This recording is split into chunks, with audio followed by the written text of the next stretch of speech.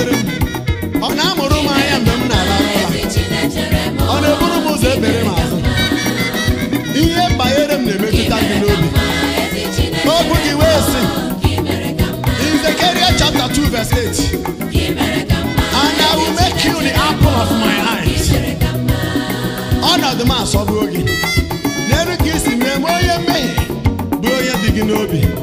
Ekene dịrị gị Chukwu. In Mark chapter 7, ndị nke gị wee kwuo sị, you have done all things well. Imeri ihe niile ya dị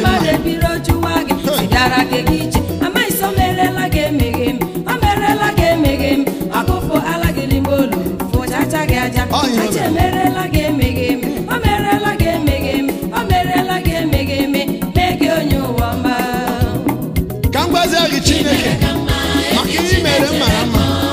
I have gathered all my eggs. Now I'm taking a risk. And I place all of them in one basket. And I hand them over to you. Bugoro, ihe niile banyere m. Ị mere ka mma. For all things working together unto good for them that love you. Bụrụ Chineke. Ogbe bụ m. Ọgbe gị na-echere ezinụlọ m. Echere ụlọ ọrụ m. Echere obodo anyị. Ebe m na-agụ akwụkwọ ị na-echere m. Agaghị m echegbu onwe m ọzọ. Gbaghara m n'oge niile m na-echegbusi onwe m. Olekwara ihe m ga-emenwu? Ọgba m bụ ụlọ. Ịbụ ọkpụ ụlọ. Ọkpụ ite. Otu ọ masịrị gị bụba. Obi juru m n'ọṅụ. Ewere m Chineke. Nwachukwu a na-echere. Ebezina nwaanyị aja. Ebezina Chineke bụ di gị. Nwaanyị aga. Ebezina Chee bụ ụzọ na-abụ nwa. O nwere ihe dị ka na-amụcha na amamụzi ebe chi anyị nọ. Ama nke o si eme mgbe ochie n'oge nke Sara na Abraham, oge nke Hana na Elkana, n'oge nke Ogunie, n'oge Rebeka na Isaac. O mebere ka o si eme. He heals every menopause and even metamenopause conditions. Our God can heal them. Our God is too much. Onye ukwu ka ọ bụ oju na ọ na-agbafu. Ihe masịrị gị masịrị m. Ihe dị gị mma dịkwa m mma. Ọ bụ onye ga-atụrụ gị ihe. Ọ bụ onye ga-agwa gị ihe ị ga-emere m. Isi na m ga dị ndụ, aga m adị ndụ. Isi na m ga-enwe ego na aga m enwe ego.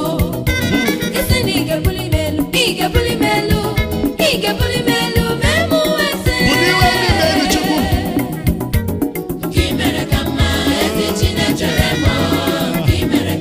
Onye ọma abata ezulu ike. Amata ezulu ike. Ihe mere m dịrị m mma. Chide chere m. Ekele. Onye njem ọnụ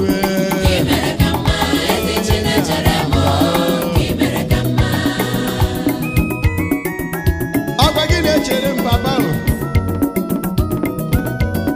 In Psalm 55 verse 22, I am casting all my burdens and cares upon you, for you and careth for me. Onye na-echere m. Amaka nke ji nwanne n'obe ọkụ maka m. Onye na-eji maka nwa. Olekwara ihe ọzọ gaghị emere m. Onye jiri maka gị na mụnwa were otu nwa ya ihe maka gị na m. Kedu ihe ọzọ gaghị enye anyị? Echegbuzikwana onwe gị ọzọ. Nkoropụ bụkwara otu njọ megidere m nsọ. Echegbuzina onwe gị. Dabere na Chukwu. Put all your trust in the Lord. For the Bible says, "All who place their trust in the Lord are like Mount Zion, they can never be moved." Tụkwasị Chineke obi. Ndị mgbe ochie mere ya ọ dịrị ha mma. Abrahamic type of dependence on the Lord. Tụkwasị Chineke obi. Dabere na ya. Place your head on the divine pillar. God has done all this well. Learn how to praise Him in all situations, in all conditions. Give constant praise to the Lord Sabaoth. Let me tell you, there is power in praises. Relax. Your miracle is on the way. Oh, your testimony is hanging on your door. this God hour. is still God. Turn your negativities into Everything you do positivities. is right. Oh. Whatever you say is alright. David moved into the one front with 5 stones. One of the character of the stone is J, the other is E, the other S, the other U, the other is S. You know what that means? Oh, G, so, us. Name. That is wonderful. That is miraculous. Agụne Chemba, ọdụmodu dịka ọgụ, agụma obodo nke Juda, onye nọnyere, obi anaghị ete ya ete. Odogwu aka na-aga na odogwu akata aka. Hey! Ọfọ ya na-agbanwe n'ihe ọ na-eme. Onye na-eme mma chekwaba m o Chukwu, onye isi ezinụlọ chekwaba m o Chukwu. Onye isi ezinụlọ m, Ebube Adoration, biko ya chekwara m ndị nke m. Chekwara m ndị na-enyere anyị aka n'ịgụ egwu a na ndị na-alụrụ anyị ọrụ na studio. Ofu aka anaghị na-eke mgbu. Ya chekwara m ụmụnne m niile ndị a. Ndị niile na-eleta anyị n'ebere. Ndị na-akwado anyị n'ihe ọma niile. Ndị na-enyere anyị aka na ministry. Ebe ọ bụla ha nọ na chekwaba ha Chineke. Chekwara m ụmụ adoration niile.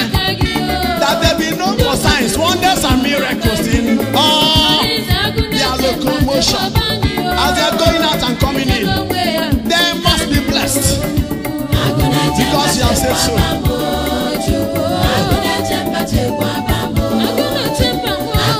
Agụne Chemba Dikon. In Revelation chapter 5 verse 5. You are the lion of the tribe of Judah. In Isaiah chapter 31. Verses 4 and 5.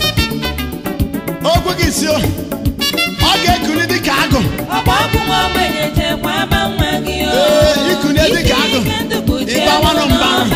Ihe niile nọ n'ọhịa ga-awara ọsọ. Agụ bata ọhịa mmadụ awara.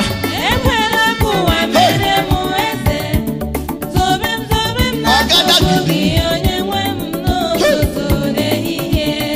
Akwa akwụrụ. Oche mba m.